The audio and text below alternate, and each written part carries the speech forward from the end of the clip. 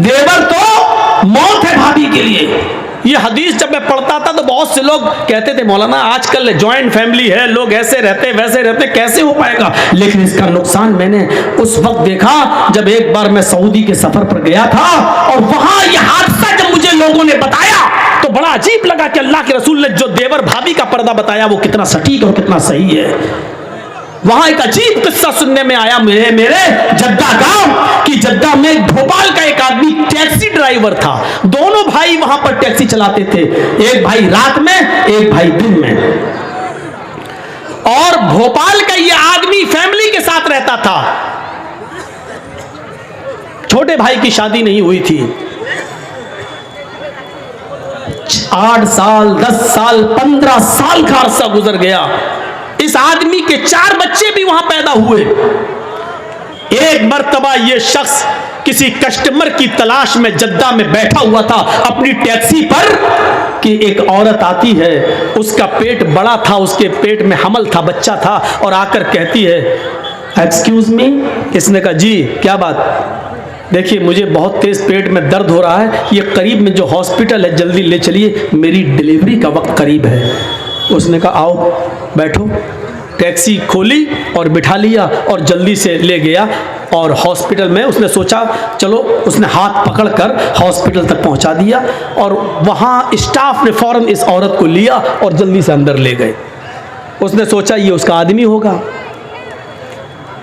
उससे लिखा पढ़ी कराई, कहाँ से आए हो, कैसे आए हो, क्या हो, कहाँ, फोन नंबर, मोबाइल नंबर। उसने कहा अरे मुझे तो उससे पैसे लेना थे टैक्सी के।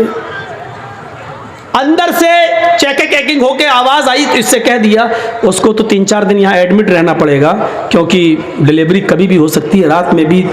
फिर भी एक नॉर्मल हो गई तो ठीक, ऑपरेशन हुआ तो 3-4 दिन 5-6 दिन रखना पड़ेगा।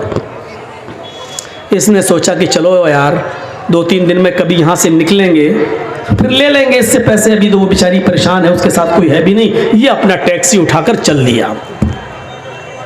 पूरा दिन टैक्सी चला के रात में घर पहुंचा, रात भर सोया। रात में इसका छोटा भाई टैक्सी चलाता था, ये दिन में टैक्सी चलाता था। तो जब ये सुबह फजर की नमाज पढ़ने उठा, नमाज पढ़ के आया, इसकी बीवी ने इसको चाय बनाई, अपने शौहर को ब्रेड आमलेट वगैरह बनाया कि चलो नाश्ता करो अब तुम जाओगे।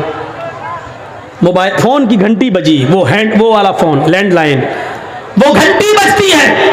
इसने घंटी उठाई, अरे कौन इतना सुबह सुबह। इसने सोचा कि कोई कस्टमर होगा, कहीं जाना होगा, फोन करते हैं लोग। तो इसने फोन उठाया, कहा हेलो। वहां से आवाज आई कौन, जमील साहब। कहा जी, बड़े नालायक इंसान है तू। कहा क्यों, क्या हुआ। कहा हॉस्पिटल में तुम अपनी बीवी को छोड़ गए हो, बेचारी रात भर यहां परेशान रही, जल्दी आइए हॉस्पिटल में, डिलीवरी हो गई और तुम्हें लड़का हुआ है। इसके तो होश उड़ गए। ए डॉक्टर तुम्हारा दिमाग ठीक है, वो मेरी बीवी भी नहीं थी। अच्छा हुआ ये फोन मैंने उठाया, कहीं मेरी बीवी ने उठा लिया होता तो कयामत आ गई होती। दिमाग ठीक रखो। उधर से उस डॉक्टर ने, लेडीज डॉक्टर की चिल्लाई इसके ऊपर, चुप बदतमीज कहेंगे। ये इंडियन पाकिस्तानी कमीने सब ऐसे ही होते हैं। बच्चा पैदा हो गया, आप कहते मेरी बीवी नहीं, लड़ाई लड़ते हैं घर में और यहां आके छोड़ जाते हैं। आ रहे हो या मैं पुलिस भेजूं। कहना पुलिस मत भेजो, मैं आ रहा हूं। गया सीधे टैक्सी चलाता हुआ हॉस्पिटल में पहुंचा और जाकर किस वार्ड में, क्या फला कमरे में, खोला कमरा, डाइन चुड़ैल मर जा, मैं ही मिला था तुझे। एक तो मेरा किराया नहीं दिया, बिस्तर पे लेटी और कह रही है मेरा बच्चा। अब रोती है, तुम्हें क्या हो गया। अरे घर में थोड़ा सा झगड़ा हो गया, इसका मतलब ये थोड़ी कि तुम हमें इतना डांटोगे, अपने बच्चे को तुम एक्सेप्ट ही नहीं कर रहे हो। अरे उसने रोना शुरू कर दिया, इसका दिमाग खराब। हे ड्रामे बंद कर। हे डॉक्टर साहब ये मेरी बीवी भी नहीं है, पता नहीं कौन है। डॉक्टर साहब कहते चुप। रो रही है। एक औरत कैसे किसी को अपना शौहर कह देगी। मानता हूं झगड़ा होता है घरों में, सबके घर में होता है, लेकिन इसका ये मतलब है कि तुम बीवी मत। अरे डॉक्टर साहब अल्लाह की कसम ये मेरी बीवी नहीं है। और वो कहती डॉक्टर साहब ये झूठ बोल रहा, अल्लाह की कसम मैं इसी की बीवी हूं। मामला बड़ा पेचीदा। डॉक्टर ने कहा रुको। मामला इतना बिगड़ गया, हर आदमी उसी औरत की बात कर रहा है, क्योंकि औरत के आंसू बड़े खतरनाक होते हैं। इन आंसुओं को जो समझ जाए वो बहुत बड़ा समझदार माना जाएगा। औरत के आंसुओं को समझना बड़ा मुश्किल है। आप शादीशुदा हैं, आपको तजर्बा होगा, हमें भी तजर्बा है। बहुत ये आंसू बड़े खतरनाक होते हैं, इसलिए पूरे हॉस्पिटल का स्टाफ औरत की तारीफ कर रहा है। क्या है? बिल्कुल से चुप चुप। डॉक्टर कहता है, चलो रुको, अभी तुम्हारी रिपोर्ट सामने आती है, इधर आओ, लाओ डीएनए टेस्ट कर लेते हैं। क्या कर लो? आदमी कहता हाँ कर लो। ब्लड निकाला, बच्चे का ब्लड निकाला। औरत कहती है कि डॉक्टर साहब रिपोर्ट क्या सही आएगी? कभी कभी मशीनें भी गलत रिपोर्ट दे देती हैं। ये औरत बोल रही है। अब वो आदमी जिसका ब्लड निकल रहा था वो कहता चल, मशीनें कभी कभी गलत रिपोर्ट दे देती हैं। अब जब पोल खुलने वाली हुई तब रिपोर्ट गलत। चुप। अभी दूध का दूध, पानी का पानी अलग होता है। इसी बीच अजान की आवाज़ आने लगी। इसने वहीं पर अपने सर का गमछा उतारा, बिछाया, नमाज पढ़ना शुरू कर दिया। लेकिन सोचने लगा, यार कहीं गलत रिपोर्ट आ गई तो, कहीं औरत की बात सही ना निकल जाए, कहीं यही रिपोर्ट ना आ जाए कि मेरा ही बच्चा है, तब घर में कैसे लेके जाऊंगा? अल्लाह देख, तू अच्छी तरह जानता है मेरा बेटा नहीं है। अल्लाह तू जानता है ये मेरी बीवी नहीं है। अल्लाह देख, मेरी रिपोर्ट सही आनी चाहिए। 2 दिन के बाद कहा जाओ रिपोर्ट आएगी। 2 दिन के बाद तुम आना। 2 दिन के बाद इसको बुलाया। बोलो क्या बात? हाँ जी। और डर भी रहा है। डॉक्टर हंस रहे हैं। तो डॉक्टर साहब हंसिए मत, पहले बताइए रिपोर्ट क्या आई है। डॉक्टर साहब कहते हैं कि तुम सही कह रहे थे कि तुम्हारा बच्चा नहीं। ये औरत झूठ बोल रही है, तुम्हारा ब्लड इसके ब्लड से मैच ही नहीं खा रहा। औरत कहती, देखिए डॉक्टर साहब, मैंने पहले ही कहा था कि रिपोर्ट गलत आएगी। अल्लाह की कसम यही मेरा पति है। आदमी कहता, चुप, तेरी पोल खुल गई है, दूसरे का पाप मेरी गोद में डालना चाह रही है, भाग यहां से। डॉक्टर साहब मैं जाऊं? डॉक्टर साहब कहते हैं आप जाइए। उस औरत से कहा, ए बता कौन है तेरा हस्बैंड, नहीं तो अभी तुझे कत्ल की सजा होगी। यहां पर सऊदीया है, ये इंडिया नहीं है। कहती, डॉक्टर साहब अल्लाह की कसम ये इसी का बच्चा है, मैं इसकी बीवी हूं, मत जाने दीजिए, मैं किसके पास जाऊंगी? डॉक्टर ने सर पे हाथ पकड़ के कहा, मेरी बहन मैं तुम्हें कैसे बताऊं कि ये इसका बच्चा नहीं है? इसकी रिपोर्ट ये बता रही है कि ये जिंदगी में कभी बाप बनने के लायक ही नहीं है, ये बाप बन ही नहीं सकता। अब वो आदमी कहता, क्या डॉक्टर, क्या? कि हाँ, तुम्हारी रिपोर्ट कह रही है तुम बाप बनने के लायक ही नहीं हो, तुम्हारे अंदर उतने स्पर्म नहीं है, तुम्हारे अंदर उतने शुक्राणु नहीं है, तुम बाप बन ही नहीं सकते हो, तुम्हारे शुक्राणु नील है, 0 है, तुम बाप नहीं बन सकते। ए डॉक्टर, 4 बच्चों का बाप हूं और तुम कह रहे बाप नहीं बन सकता? मैं 4 बच्चे हैं मेरे। अब औरत चिल्लाती, देखिए डॉक्टर साहब मैंने कहा था ना रिपोर्ट गलत होती है। अब यहां से ये आदमी कहता है, चुप, ये रिपोर्ट तो सही है कि ये बच्चा मेरा नहीं है, लेकिन ये रिपोर्ट गलत है कि मैं बाप नहीं बन सकता। और डॉक्टर कहता, चुप रहो तुम दोनों, मेरा दिमाग खराब कर दिया है। वो कहती इसका शौहर, वो कह रहा मेरा शौहर नहीं, तुम कह रहे हो ये मेरा बेटा नहीं, रिपोर्ट कह रही बाप नहीं बन सकते, तुम कह रहे हो मैं 4 बच्चों का बाप हूं। ऐसे तो रिपोर्ट मेरा केस ही नहीं आया मेरे पूरे हॉस्पिटल में आज तक ऐसा। इसने फाइल उठाई, चल दिया, गाड़ी में डाला, बाप नहीं बन सकता, गाड़ी चला रहा है। थोड़ी दूर जाने के बाद कहता है, जमील घर का पता लगाओ, कहीं रिपोर्ट अगर सही हुई तो फिर ये 4 नमूने आए कहां से? अगर मेरी रिपोर्ट सही है मैं बाप नहीं बन सकता तो ये बच्चे हैं किसके? सीधे घर पहुंचा, दिन में दरवाजा खटखटाया, बीवी को होश भी नहीं था कि दिन में भी मेरा पति आ जाएगा। दरवाजा खटखटाया, बीवी ने दरवाजा खोला, चप्पल उतारी आदमी ने, शौहर ने, और तड़ा जूते चप्पल घूसे। वो औरत कह रही इतना प्यार करते थे, आज अचानक क्या हो गया? लेकिन इसने 20-25 पहले प्रेशर बनाने के लिए मारा, चप्पल जूते लाते घूसे मुक्के। जब 15-20 मार चुका तब कहा, ये बताओ कि ये 4 बच्चे किसके हैं? वो कहती क्या हो गया तुम्हें? अभी फिर मारूंगा। ये पता चल गया ये मेरे नहीं है, अब ये बता कि किसके हैं। 2-4 और दिए।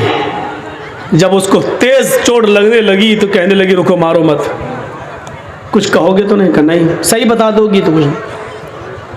कहा कि ये 4 बच्चे आपके नहीं हैं।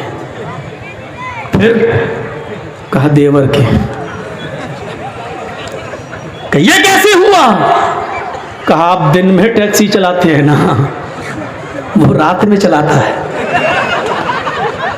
मतलब आप दिन भर गायब रहते हैं, रात में सोते हैं, वो रात भर गायब रहता है, दिन में सोता है। घर तो एक ही है, जॉइंट फैमिली तो एक ही है। आपसे तो कुछ बच्चे हो नहीं रहे थे। मुझे घर में किलकारियां सुनने का शौक था बच्चा, और जब उससे दिल लग गया तो सारे बच्चे उसी के। उसने कहा यहाँ तो मैं तुम्हारा इंतकाम नहीं लूँगा, यहाँ अगर FIR करते हैं तो अभी तुम दोनों को कत्ल की सज़ा हो जाएगी। पासपोर्ट जल्दी से रिटर्न टिकट लिया और अपने भाई को और बीवी को लेकर भोपाल आया, और भोपाल आने के बाद मीटिंग बिठाई और सब लोगों से कहा कि जब ये बच्चे मेरे हैं ही नहीं तो मैं इनको क्यों पालता हूँ, क्यों रखता हूँ, और इन दोनों का जब चक्कर चल ही रहा है तो इंसानियत का तकाजा यह है कि मैं अपनी औरत को तलाक देता हूँ और इद्दत गुजार कर ये इसके साथ शादी कर ले। जब बच्चे इसी के हैं तो फिर ये इसके साथ रहे, और उसने अपनी बीवी को तलाक दे दी। ये वाकया जब सऊदिया की सरजमीन पर मैंने सुना, पैरों के नीचे से जमीन सरक गई। उसी दिन मेरी तकरीर हुई जद्दा में, सऊदी के अंदर जद्दा में, और इसी टॉपिक पर मैं बोला अल्हम्दुल मौत। अल्लाह के नबी ने कहा तो देवर भाभी के लिए मौत है। कितना सही जुमला बोला था अल्लाह के रसूल ने। क्या अल्लाह के रसूल क्या मैं देवर से भी पर्दा करूं? फरमाया देवर तो मौत है भाभी के लिए, देवर तो मौत है भाभी के लिए। तो इसलिए मेरी बहनों, मैं तुम्हें गलत नहीं कह रहा हूं, लेकिन देवर से पर्दा है, साली को जीजा से पर्दा है, भाभी को देवर से पर्दा है, और इसमें कमी नहीं होनी चाहिए। शराफत का तकाजा यह है कि पर्दे पर अमल करिए। इस्लाम ने तुम्हें बहुत इज्जत दी है। अल्लाह की कसम, अगर तुम बीवी हो तो शौहर को हुक्म दिया जो खुद खाओ वो अपनी बीवी को खिलाओ। कितनी इज्जत है। जो खुद पहनो वो अपनी बीवी को पहनाओ। खबरदार अपनी बीवी के गाल पे कभी थप्पड़ मत मारो। तुमने अल्लाह का कलमा पढ़कर उनको अपने ऊपर हलाल करार लिया किया है, इसलिए फइन्नकुम अखज़्तुमूहुन्न बिकलिमतिल्लाह, अल्लाह के कलमे के जरिए उनकी शर्मगाहें तुम्हारे ऊपर हलाल हुई हैं, इसलिए तुम अपनी बीवियों के साथ अच्छा सलूक करो। कितना बड़ा अल्लाह के रसूल सल्लल्लाहु अलैहि वसल्लम ने एक औरत को कितना बड़ा मकाम दिया है। अगर औरत बीवी है तो शौहर जो खाएगा वो खिलाएगा, जो पहनेगा वो पहनाएगा। अगर तुम किसी बेटे की माँ हो तो अल्लाह के रसूल ने फरमाया, पूछा अल्लाह के नबी मेरी माँ जिंदा है, मेरे लिए कोई काम बताओ कि मैं जन्नत में दाखिल हो जाऊं। फरमाया उम्मुका जन्नत। क्या तू जन्नत तलाश करना चाहता है? जन्नत तो तेरी माँ है, अपनी माँ की खिदमत करो, जन्नत हासिल कर ले। अल्लाह के रसूल ने उस साहबी से कह दिया जन्नत। एक साहबी अल्लाह के रसूल में जिहाद में जाना चाहता हूं, जंग हो रही है, मैं चाहता हूं मैं शहीद हो जाऊं और जन्नत पा जाऊं। अल्लाह के नबी ने कहा क्या तुम्हारे बाप जिंदा हैं? कहा नहीं। क्या तुम्हारी माँ जिंदा है? कहा हाँ। फरमाया तुम जिहाद में नहीं जा सकते। अगर तुम जिहाद में गए और शहीद हो गए तो तुम्हारी माँ की देखरेख कौन करेगा? तुम अपनी माँ की खिदमत करो, तुम्हें जिहाद का सवाब मिलेगा। मेरे प्यारे साथियों, अगर एक औरत माँ है तो अल्लाह के रसूल सल्लल्लाहु अलैहि वसल्लम ने उसी को जन्नत कह दिया। एक औरत बहन है या बेटी है तो बाप को हुक्म दे दिया कि अगर तुम्हारी 3 बेटियां हैं या 3 बहनें हैं तुम उनको पढ़ाओ, उनको लिखाओ, उनको अच्छा अदब सिखाओ, उनकी अच्छी तरबियत करो, और जब वो बड़ी हो जाएं तो उनको दीनदार घर में उनकी शादी कर दो, उनका निकाह कर दो। तुम जन्नत में मेरे पड़ोसी बनकर मेरे साथ ऐसे रहोगे जैसे ये दोनों उंगलियां आपस में मिली हुई है। ये अल्लाह के नबी सल्लल्लाहु अलैहि वसल्लम ने फरमाया। तो बेटी और बहन को पढ़ाना लिखाने वाला और उनकी शादी कराने वाला मोहम्मद रसूलुल्लाह का पड़ोसी बनकर रहेगा। सोचो मेरे प्यारे साथियों, कितना बड़ा मकाम दिया है एक औरत को। इस्लाम के अलावा दुनिया की कोई ताकत, दुनिया का कोई धर्म, दुनिया का कोई मजहब औरत को इतनी आजादी नहीं देता है और इतना बड़ा मकाम नहीं देता है। मेरी बीवी मेरे जमीन में से भी हिस्सा पाएगी। जरजीत साहब जब मरेंगे तो मेरी जमीन में से भी हिस्सा पाएगी। जिस घर से आई है वो अपने बाप की जमीन में से भी हिस्सा पाएगी। और उसके भाई हैं, भाई की विरासत में से भी बहन का हक है, बेटे की विरासत में से भी मां का हक है। यानी एक औरत को चारों तरफ से अल्लाह के रसूल ने इतना पावर दे दिया है। अगर कोई बेटा है उसके पास विरासत है तो बेटे की विरासत में से भी मां को हिस्सा मिलेगा, शौहर की विरासत में से भी बीवी को हिस्सा मिलेगा, बाप की विरासत में से बेटी को हिस्सा मिलेगा।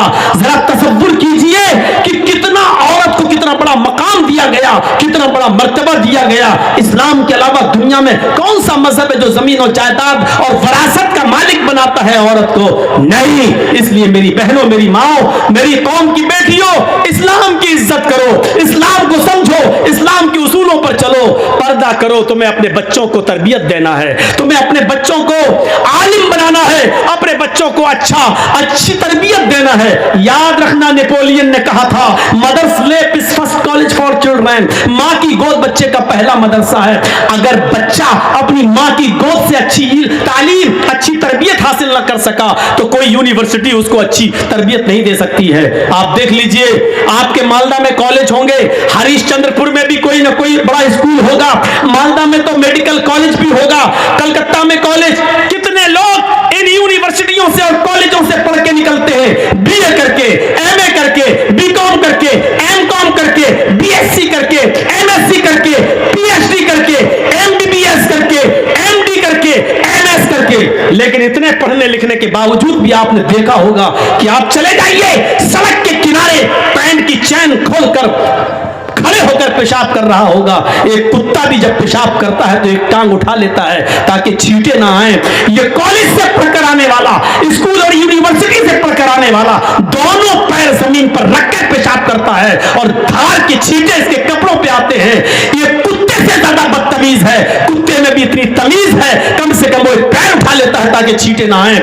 कुत्ते में अकल है, कुत्ते में तमीज है। ये उससे भी ज्यादा बदतमीज है जो खड़े होकर दोनों पैर जमीन पर रखकर पेशाब करता है। यूनिवर्सिटियों ने इसको इंसान नहीं बनाया। अगर ये बच्चा मां की गोद से अच्छी तरबियत हासिल न कर सका, मां ने अगर इसको अच्छी तरबियत नहीं दी, तो यूनिवर्सिटी से उम्मीद मत रखो। तुम्हें अपने बच्चों को अच्छी तरबियत देना है, तुम्हें अपने बच्चों को अच्छा बनाना है। मुझे उम्मीद है कि मेरी बहनों, मेरी कौम की बेटियों, मेरी कुछ बातें तुम्हें बुरी लगी होंगी, उस पर माफ करोगी, लेकिन उस पर इबरत हासिल करोगी, संजीदगी के साथ गौर करोगी। अल्लाह ताला तुम्हें अच्छा बनाए, नेक बनाए, पर्दे की तौफीक अता फरमाए।